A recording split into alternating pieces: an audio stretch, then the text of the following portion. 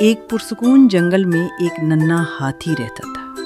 وہ بہت پیارا تھا، مگر اسے ایک مسئلہ تھا، وہ جلدی سو نہیں پاتا تھا۔ ہر رات وہ کروٹیں بدلتا، کبھی آنکھیں بند کرتا، کبھی کھول لیتا۔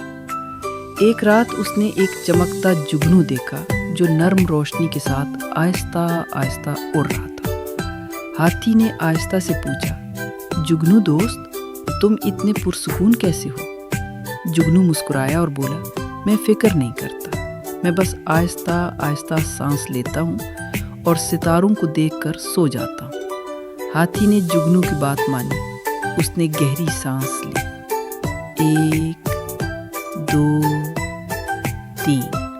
جنگل خاموش ہو گیا، ہوا نرم چلنے لگی، ستارے چمکنے لگے۔ کچھ ہی لمحوں میں ننھا ہاتھی مسکرا کر گہری نیند سو گیا۔ جگنو آہستہ آہستہ اڑتا رہا، جیسے سب بچوں کی نیند کی حفاظت کر رہا ہو۔ سکون، صبر اور گہری سانس اچھی نیند کی کنجی ہیں۔